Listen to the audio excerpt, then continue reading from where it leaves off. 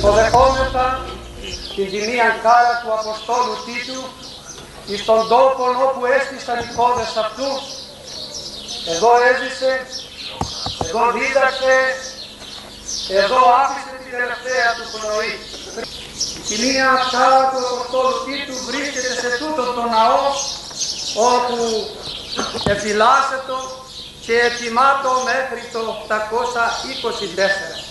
Το 824 έφυγε από αυτό το ναό με δυσμενείς συνθήκες και μετά από 1164 χρόνια αξιούμεθα να προσκυνήσουμε σήμερα την τιμία κάρα στον ιερόν τούτων ναών. Δέξου Μαριών χορός Ευαγγέλια Πάσχα πανσεβάσμιον μνήμην αρέτηλεμ Πάσχα εν χαράνικους περιδειξόμεθα και γαρεκάκου σήμερον ως περεκμαστού. Την ευχή όπως ο Αναστάς Κύριος να χαρίζει σε όλους μας υγεία, χαρά, ευτυχία και προπαντός ταπείνωση και αγάπη.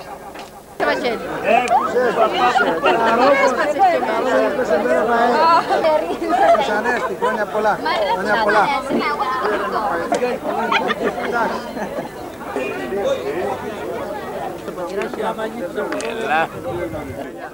Σήκω το ποτήρι μας τώρα.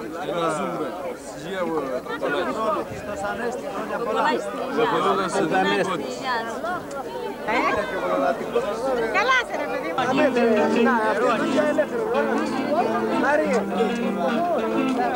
Και αυτό έχει τόπο, Έτσι έχεις τον αέρα στον να πάμε, έτσι. Μπράβο, να το. Αυτός είσαι.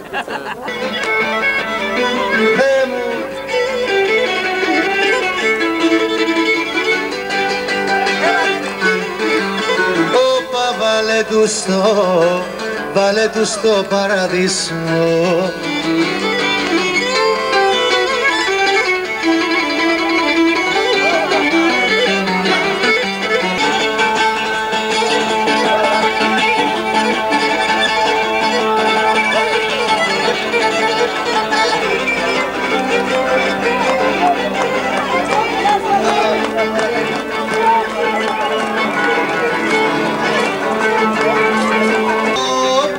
Και βουλιέται η λεβεδιά μας σαν τα νιάτα πάντα.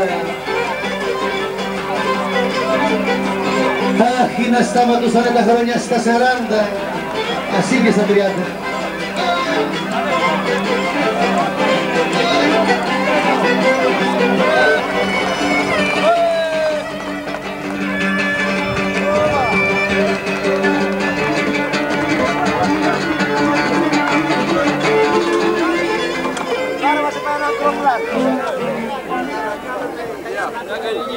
Άμα σου λέω εγώ ότι είσαι εκπρόσωπος της νεολαίας, είσαι εκπρόσωπος, αλλά δεν μπορεί να αποχωρήσει την ώρα του χωρούς.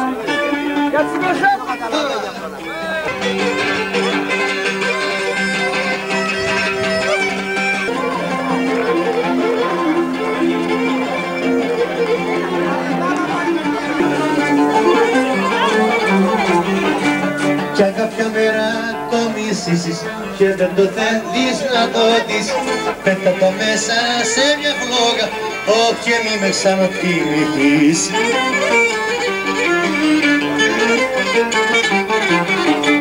Θα είναι αργά για να το βγάλεις, θα έχει ολόκληρο καεί, όμως στη στάκτη φύλαξε την, αχ το ίδιο κάνει και αυτή. Θανάτου εορτάζομαι νέκροσιν, άδου την καθαίρεσιν, άλλης βιωτής. Αυτό είναι το μεγάλο νόημα της Αναστάσεως, γι' αυτό εμείς οι χριστιανοί θα πρέπει να γιορτάζουμε και πέραν από την πανδεσία την πνευματική με τους ύμνους, με τα τροπάρια, τις ακολουθίες, τις ιερές της Εκκλησίας μας, έχουμε καθιερώσει τώρα και κάμποσα χρόνια αυτή τη συνάντηση μας εδώ, η οποία είναι μια γιορτή της αγάπης, και αυτός λέγεται εσπερινός της αγάπης, ούτως ώστε και πέραν από το πνευματικό μέρος, έστω και με το υλικό, με το να πιούμε ένα κρασί, με να το να χορεύσουμε εδώ, να γιορτάσουμε και να τιμήσουμε αυτή την πράγματι μεγάλη ημέρα.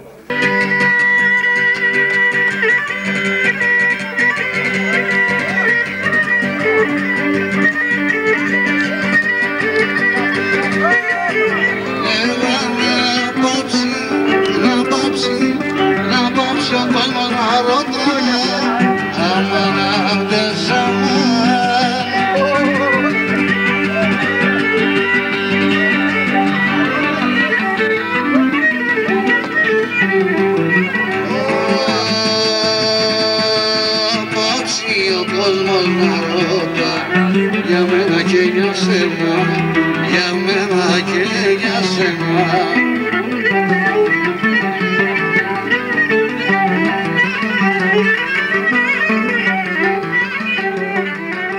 Στο μοναστηράκι ήρθαμε το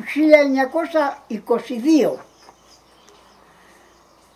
Δεν ήταν παρά μόνο μία οικογένεια ντόπια, η οποία τους υποδέχτηκε με καλή συμπεριφορά, με καλές προθέσεις. Είμαι ο Αρίστος ο Κρουσταλάκης, ο οποίος γεννήθηκα στο μοναστηράκι το 1933. Η μαμά μου ήταν η Κυριακούλα Ιερολάκη από το Ίνι του Ιωάννου. Ο πατέρας μου ήταν Μικρασιάτης, Κρουσταλάκης Αθανάσιος του Αριστοτέλου. Είχαμε μεγάλη φτώχεια τότε εμείς. Πήγα στο, να το πω και αυτό, πήγα στο δασκάλου του Παπαδάκη 12 χρονών και έκανα εκεί μέχρι τα 25 μου χρόνια.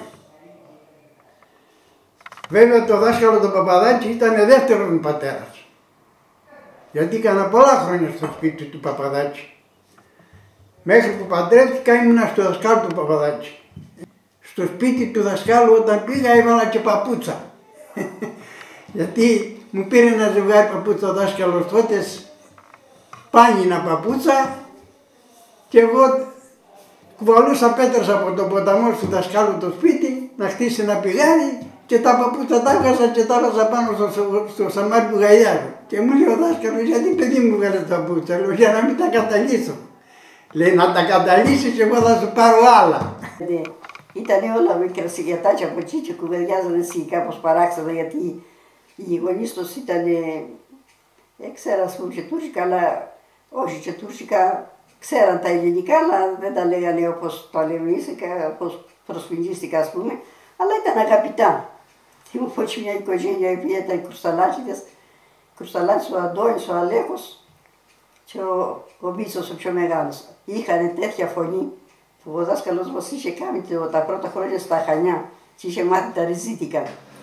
Και κάθε Σάββατο, γιατί και το Σαββατόβραδα κάναμε σχολείο, την Τετάρτη είχαμε οδική τα βράδια, να τα βάλει σε τραγούδι, το πότε να κάνει ξαστεριά, πότε να φλεβαρίσει. Και είχαν τέτοια φωνή που ο δάσκαλος τον θυμάμαι τώρα με τι γέλιο και με τι αγάπη τα άκουγε αυτά τα τραγούδια. Είχαν πολύ καλή φωνή. Ψήναμε τα φαγιά μας, παίρναμε το τσουκάλι μας και πηγαίναμε σε ένα σπίτι με βρυχωρία βέβαια και γλεντίζαμε τραγούδια μικρασιάτικα. Άιντε μωρέ του τσίτσου η μάνα καθότανε. Άιντε μωρέ στην ακριά στο ποτάμι με το ποτάμι μαλώνε.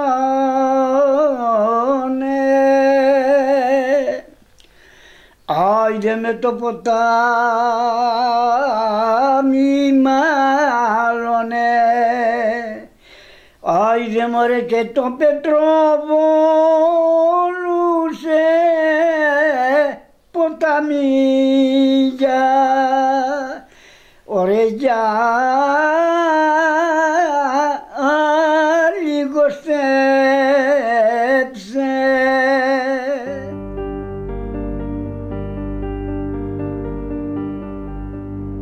Είχε κάνει το παιδί η γιαγιά και αυτή στη γέννηση σε πέθανε και είχε το μαγούνι γεννήσει και αυτή και ήταν το παιδί της πεθαμένου και τον ήπηρε και τον εβίζαν και τον ανέθρεψε.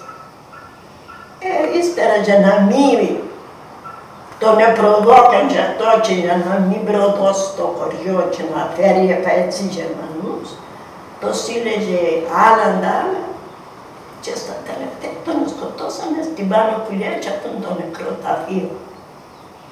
Και ήρθανε και ρωτήσαν τη μάνα με βαστάν ένα χαρτάκι και την έγραφε το χαρτάκι Αγγελίνα.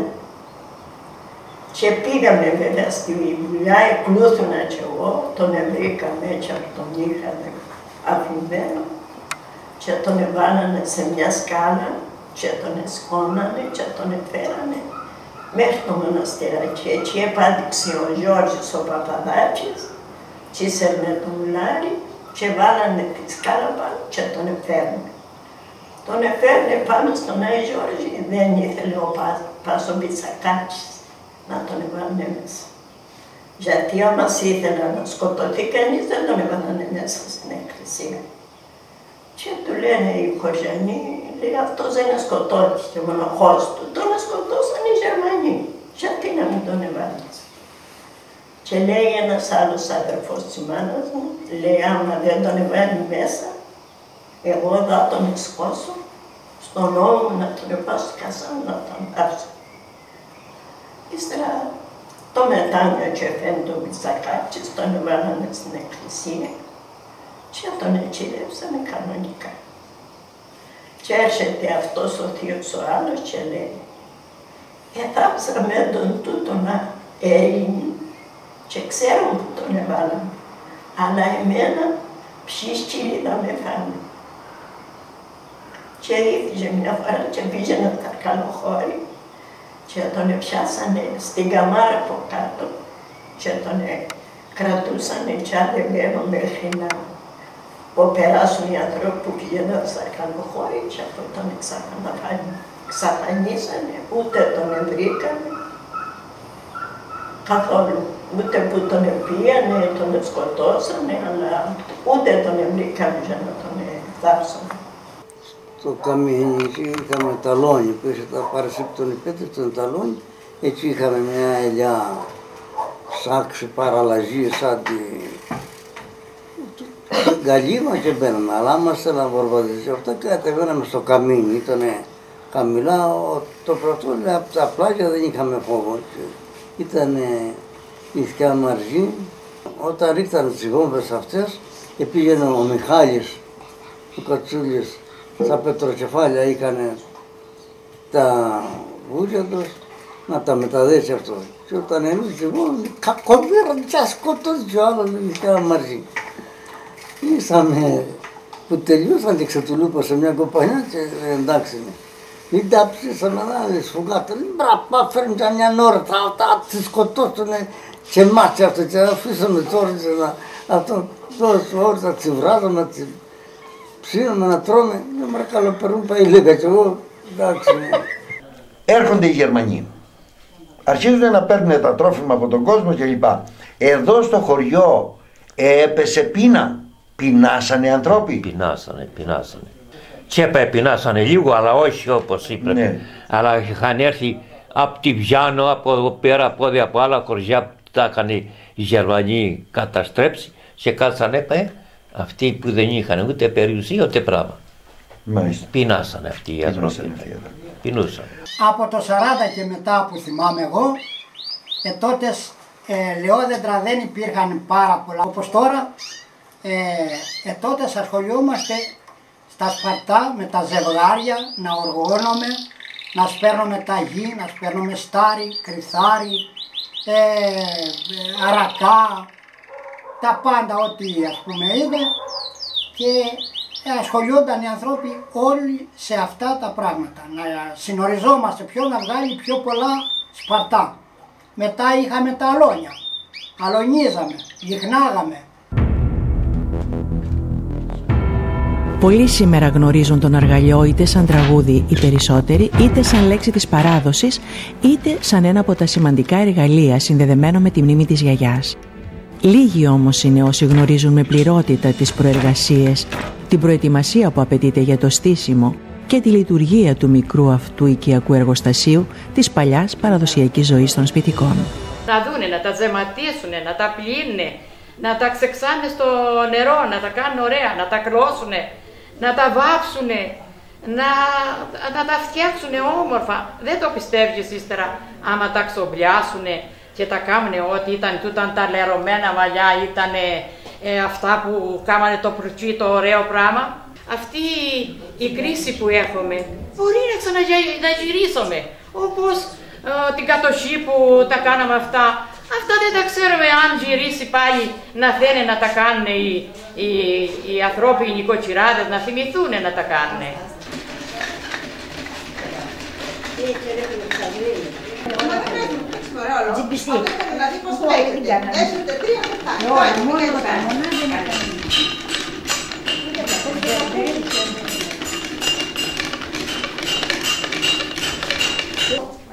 Γιατί μπορείς χέρα της φωτούλας.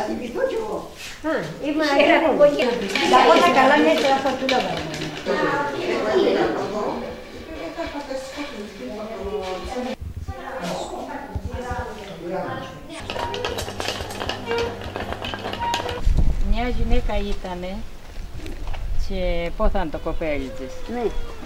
Και του έλεγε τα μυρολόγια. Και του λέει, η γιαγιά του τα έλεγε τα μυρολόγια.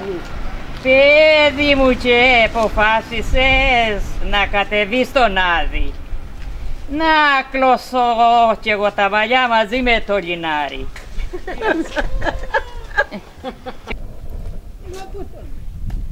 Βάλε, παιδί μου, λίγο ξυλαράκι ακόμη. Μη βάλω, Όχι. Με έτσι είναι εδώ σας εγώ να πω καβούν.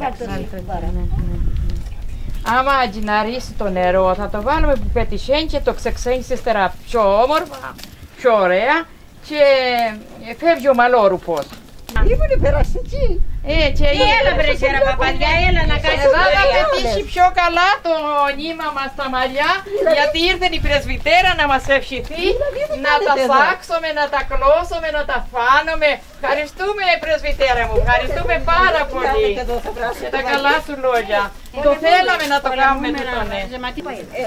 Έλα Ερήνια από εδώ. Να πετύχει πάει η δουλειά μας. Καλώς τους, καλώς και την κουνιάδα μου. Σε τα μάτια και καραματιαρίτσε με τη δεσάτσε με όλα. Παναγία μου, καλές επιτυχίες να πούμε. Καλοπετυχημένα να πέρα να περάσουμε εκεί μέσα να πνιγούμε. Και σου λέει να τα θες τα βρουτσιά. Μα τα θηλυκά τα θένε. Κάτω οι κεφαλιές τρώγω που πάει καπνός. Γιατί σκεπάζονται τα κοπέλια και μπορεί να γεννήσουν κιόλας και θένε πολλά σκεπάσματα. Και τούτα τα μαλλιά ζεσταίνε πούρι. Ναι, μπορεί παιδί μου, αλλά εγώ δεν έχω τέτοια ρούχα και έχω πάει κατά κεφαλιά που έχει πάει καπνός. Εσύ καλοπαντρεύτηκες μωρέ πελαγιό. Εμένα ο άντρας είναι καλός. Καλό διάολε, καλός. Ω αναλεμάζω και πώς τον είχαν στερεμένο. Τον διάλεξα. Ο Μανώλης κάνει σφάζει κότες, σφάζει τα κουνέλια, τα χάνει και η κυρία κάτσε την πατρόνα τον ξενίζει. Και τρώει τα μεζεδάκια, αυτή έτοιμα. Εσένα τις έφερετε και εσείς καλούς, εμένα μου τα κάνει όλα. Και τα πιάτα μου πριν. Ναι. Και όλα μου τα κάνει. Αλήθεια το λες. Έτονε και σαν τον πάρετε, μόνο ήρθε να κάνει κόσμο με ζυγόνι. Μα ήπειρε μωρή τέτοια κοπέλα. Ναι, όχι, ναι, μωρέ, τα βελούνε το πράγμα. Βρούβες στην ταχυνή, βρούβες στο μεσημέρι. Ποια μου η Φωτεινή που σήκωνε τη λεκανίδα στην κεφαλή και την ήβρε στα λόγια. Ναι, θυμάστε μωρέ Μαρία. Και το καταφύγιο. Δεν το θυμούμε. Που θέλησαμε μωρέ μαζί. Ήταν μωρέ οι πατέρες μας οι μάνες μας. Τρώγαμε τα σκόρδα στο θέρος. Και μια ψήγαλα καρσί του πατέρα μου τα έκανε μια σκόρδα κεφαλή και μια χαχαλιά και καθείς δεν τα τρώγαμε του πατέρα μου το σπίτι. Δεν τα τρώγαμε όλοι. Εγώ με το Μανολάς ήταν μια σκόρδα κεφαλή και μια μπουκάλα κρασί. Και ήρθαν να κάνουν τη σκόρδα κεφαλή και να τρώνε και Παναγία. Και πως περίζαμε και κάναμε τους δανεικούς και αγαπούσαν να τον άλλο οι ανθρώποι. Και θυμάσαι τον Νικοπάνησαν το κρυδάρι. Έλα εδώ κοντά. Έλα πάει. Έλα παιδάκι μου να σου δείξω πώς άζουν τα μαλλιά.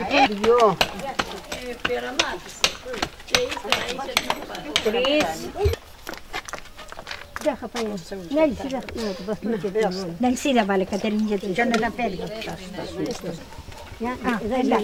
Ποια πάνω θέλει, τσιτσόν θέλει πιο πάνω. Ναι Μαρία, είδα μου κάτσε πάει με το...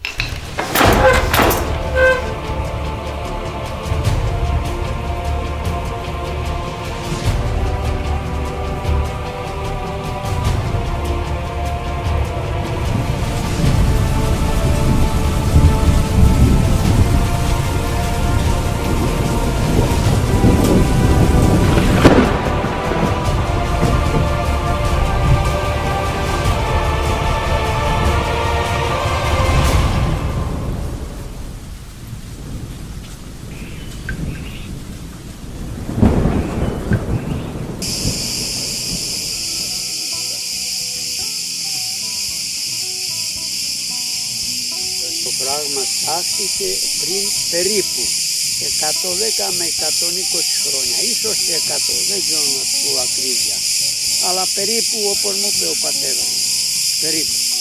Με σαντορινιό χώμα, τα φέρνανε με κάρα τα χώματα και τα μαλάσανε και εστίσανε το πράγμα. Κατόπιν ενέργειας του παπά Κασανιώτη. Από εδώ ήταν η διέξοδος του νερού και πήγαινε και επότιζε προερβόλια, αλλά ο κύριος σκοπός καταρχήν αρχή ήταν να τροφοδοτάει το μέσα μήλο, τον αρχαίο, που ακούγεται ο μήλος της πόλης.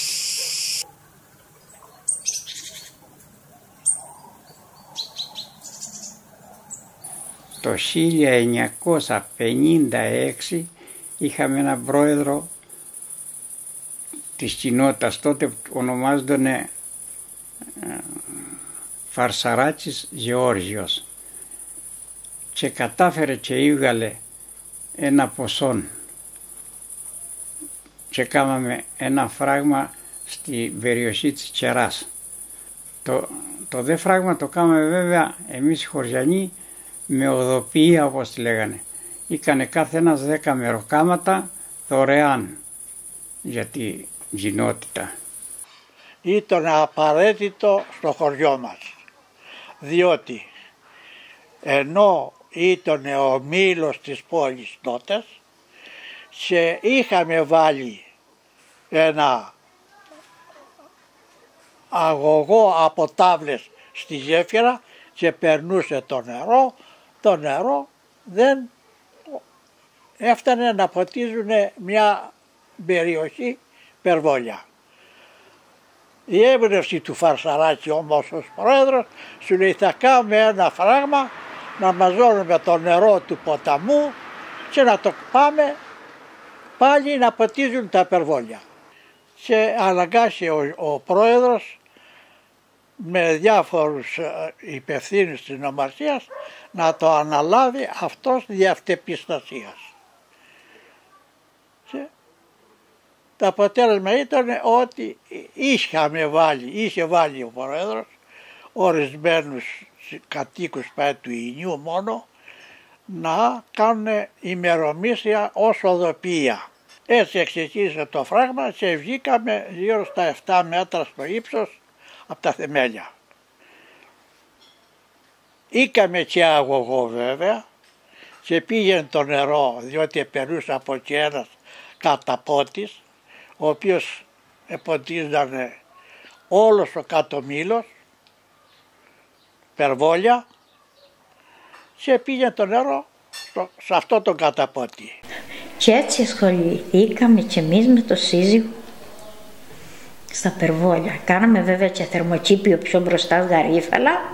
Το παλέψαμε μια 10 χρόνια Γαρίφαλα και μετά αρχίσαμε ύστερα τα Περβολικά. Και φαγόσιμα και φυτόρια. Τροφοδοτούσαμε μέχρι στις Μύρες κάτω, πηγαίναμε Καστέλη και Ασίμι. Σαρκαλοχώρη δεν είναι πολύ πήγαινα.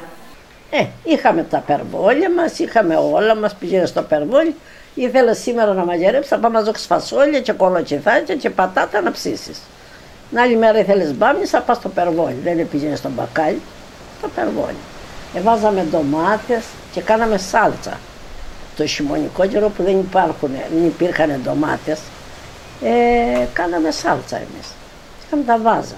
Πήγαιναμε στον κήπο, κόβαμε τελάρα ντομάτες, τις παίρναμε, τις πλύναμε, τις καθαρίζαμε, τις κόβαμε στις λεκάνες και τις φύναμε το σεβάναμε αλάτι και μετά την άλλη μέρα τις μαλάσαμε στα χέρια μας το μεσημέρι και το βράδυ. 3 μέρες, την τρίτη μέρα τις φύγες, τσίλιονες, μετά τις πέρνασα από ένα ψηλό τρυπητό να μην περάσει καρπός. Ούτε και ψύχα, ούτε και φλούδι. Ήτανε μόνο το γνήσιο αυτό που βγαίνει της σάλτσας.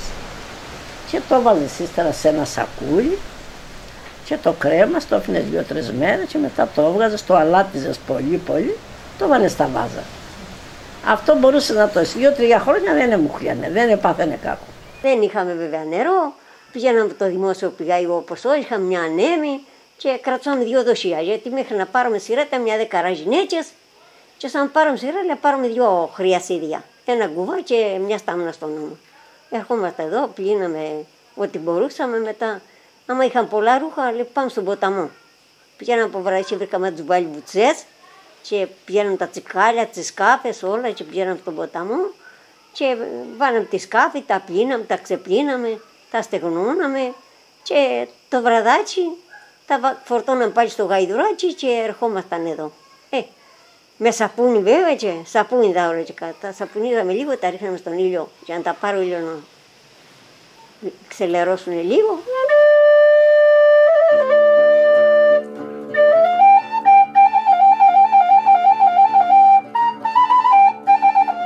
Πηγαίναμε στο Μανταρατζίσο από πάνω και που ήταν του παππού στο χωράφι. Είχαινε γούρνες και ήθελα να πάρουμε το τσικάλι και πηγαίναμε και γυρίζαμε τα χωράφια και την κεφάλα τα ελληνικά και βρίσκαμε σκορτεύουτσές, γεμίζαμε το τσουβάλι Και πηγαίναμε και ανάβαμε τη φωτιά και ζεσταίναμε το νερό και είχαν έτσι γούρνες και το δάναμε και πλύναμε, κάναμε μπουγάδα. Εγώ στο Μήλο πήγαινα συνέχεια. Πήγαινα, αρχόμουν, έκανανε και πίτες στο Μήλο, έτσι ψήνανε και τρώγαμε. Αλλά θυμούμαι πως το ψωμί που ζήμωνε η μητέρα μου είχε από όλα τα πράγματα μέσα. Γέμιζε η στέρνα νερό. Ανοίγανε τη στέρνα και ήλθε ο μήλος. Μετά που τελείωνε το νερό σταματούσε και ο μήλος. Αλλά ήταν μέρα νύχτα. Έτσι φάγαμε και στάρι και κρυθάρι και ταγί και αρακά και ρόβι, ήφερνα από όλα. Ο πατέρας μου ήπαιρνε τη μιλοντσί και ήταν του παππού μου ο μήλος. Είχε 8 μερόνυχτα και είχε και ένας θείος μου από Τσικασάνους 9 μερόνυχτα. Για μια ακόμη φορά το ΙΛ πρωτοπορεί με την απόκτηση λαογραφικού μουσείου. Είναι νομίζω ένα από τα ελάχιστα χωριά του νομού Ηρακλείου που διαθέτουν αυτή την κυβωτό μνήμης και αγάπης. Όλα αυτά τα κοιμήλια που συγκεντρώθηκαν στο μουσείο είναι η ζωή και ο μόρφος των παλαιοτέρων μας, είναι η μνημείωση μιας άλλης εποχής. Μιας εποχής που υπήρχε ακόμα μεγάλη υπομονή και μεράκι, τότε που οι άνθρωποι παρόλες τις μεγάλες οικονομικές και βιωτικές δυσκολίες τους έβρισκαν τον χρόνο και τη διάθεση να δημιουργήσουν οι ίδιοι ή να αποκτήσουν από το ειστέρημά τους πολύτιμα καλλιτεχνήματα. Μια εκδήλωση του Πολιτιστικού Συλλόγου που γίνεται εδώ στο Λαογραφικό Μουσείο για να θυμηθούμε τα παλιά, οι γεροντότεροι να πούνε θύμησες και να ζωντανεύσουν έτσι το παρελθόν του χωριού μας, να το καταγράψουμε, γιατί ό,τι καταγράφεται μένει και μπορεί και στο μέλλον να ακουστεί και είναι η ζωντανή ιστορία του χωριού μας. Εδώ σε αυτή την πλατεία που καθόμαστε, που ονομάζεται, και αν δεν κάνω λάθος, πλατεία Ιωάννου Λιοντάκη, ήταν το σπίτι του Γιάννη του Λιοντάκη, ενός από τους καλύτερους νοικοκύριδες του χωριού.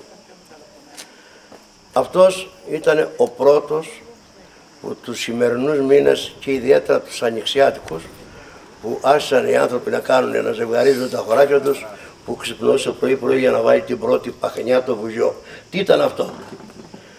Ο κάθε καλός νοικοκύρης ή και μεσαίος είχε είτε 2 γόδια, 2 αγελάδες, είτε μια, και μεταξύ τους σύζευναν, δηλαδή έβαζε ο ένας μια αγελάδα και ο άλλος την άλλη αγελάδα και κάνανε το λεγόμενο ζευγάρι, τα οποία ζευγαρώνανε και κάνανε τα χωράφια. Τότε ούτε τρακτέρια υπήρχαν ούτε τίποτα. Τώρα που είπε ο Αντώνης για τα χρόνια εκείνα ότι υπήρχαν 1000 άτομα περίπου καθόταν στο χωριό εδώ, τώρα τους έχω καταγράψει εγώ όλους τους σημερινούς κατοίκους που μένουν μόνιμα και είναι 169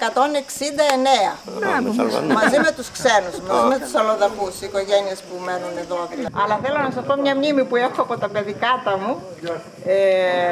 Ο πατέρας μου συγχωρεμένος είχε αγελάδες, άλογα, ξέρω εγώ, κατσίκια, πρόβατα και έβαζε σπαρτά.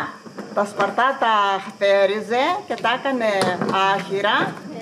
Τα άχυρα τα έβαζε στον αχυρώνα και θυμάμαι εγώ συγκεκριμένα ότι στον αχυρώνα απάνω στην οροφή, στην ταράτσα, είχε μια τρύπα, ερχόταν η Στέλλα η Κουμάκη, ερχόταν η Μαρία του Αντώνη αδερφή, συγχωρεμένη Μαρία, η Μαρία η Καντιλάκη Παγκάλαινα. Λοιπόν, πηδούσαμε από τον ανηφορά πάνω στα άχυρα για να κάτσουν τα άχυρα να μπορεί να βάλει κι άλλα, τέλος πάντων. Δεν είχαμε πλυντήρια, δεν είχαμε φούρνους, δεν είχαμε σπίτια να σφουγγαρίζουμε και να πίνουμε τζάμια. Αυτά τα θυμούνται οι πια παλιοί. Και βάναμε χάμε από τα κρομίδια την κουλούρα και βάναμε το μουζωμένο τσικάλι και είχαμε τα πίτερα και ξελαδώναμε τα πιάτα και βάναμε τα πόπλημα στα γουρούνια. Όλα αυτά τα ζήσαμε εμείς. Εσείς οι πια μικροί δεν τα θυμόσαστε. Εδώ όπως έχουμε τα πλυντήρια και κάθε ώρα που κατεβείς κάθε μια μου λέρνει τα ρούχα στο πλυντήριο και βάζει και το απορριπαντικό και καθαρίζει, τότε υπήρχε ο ποταμός, ο οποίος και μέχρι και τον Ιούνιο έτρεχε, μπορεί και καμιά φορά και τον Ιούλιο, καθαρό νερό το οποίο και το πίναμε από τον ποταμό.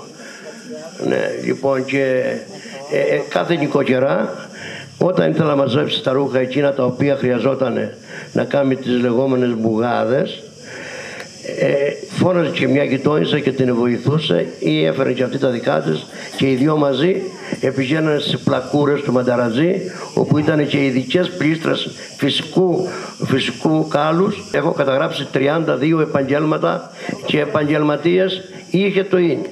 Δηλαδή είχε 3 σομαράδες, είχε 2 μαραγκούς, είχε μοδίστρα, είχε 3-4 κομμότριες, είχε 3 ραφτάδες, είχε 5-6 κουρίς, είχε 5-6-8 καφετζίδες. Ένα χωριό το οποίο έσφιζε από ζωή. Είχαμε 2 λεμονατζίδες, είχαμε 2 γανοτζίδες, είχαμε φούρνο. Λοιπόν, και θα έκαμε μια αναφορά στους επαγγελματίες. Είχαμε τον πρώτο καλύτερο, είχαμε το Μανώλη το Χαλεπάκη, ο οποίος ήταν μπογιατζής στις πατανίες και στις πατητές. Ναι, λοιπόν, είχαμε το Μανώλη το Κουμάκη εδώ, ο οποίος ήταν λεμονατζής. Είχαμε τον Σοκράτη, λεμονατζής.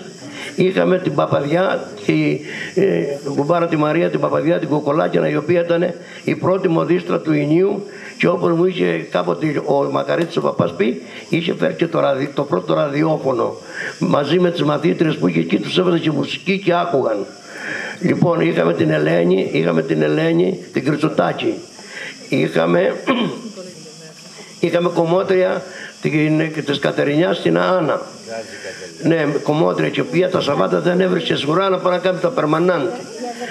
Λοιπόν, είχαμε κομμότρια, ναι, ήταν η Καντικούλα του Μπαρμαβρουλιά. Επίσης είχαμε καφετζίδες. Ακούστε πόσα καφενεία έχει το χωριό. Ξεκινώ από εδώ, από τον Γιώργο το Σπυριδάκη, εδώ 1, 2 ο Κουμάκης ο Γιώργης, 3 ο Μιχάλης ο Κεντουριάκης, ο λεγόμενο και Μιγαλογιωργάκης, ο Παπαδογιώρης ο πατέρας μου, ο Ηρακλής, παρακάτω ο Χαλαμπαλάκης, ο Σοκράτης απέναντι, ο Κουμομιχάλης, και στην πέρα γειτονιά ήταν ο Μουρτζάκης με τον Κουμοζιάννη. Αυτά ήταν περίπου 10 καφενεία το χωριό. Ακόμα να κάνω μια αναφορά στους αγροφυλάκους. Αγροφύλακας ήταν ο Κωστής ο Γαλτιαδάκης, 1, ο Κωστής ο Γαλαμπαλάκης, 2, και από τη Μαχαιρά ο Δημήτρης ο Γαλτιαδάκης, 3. Ο Νίκος ο Μπαριτάκης ήταν αγροφύλακας ένα διάστημα, όχι πάρα πολύ.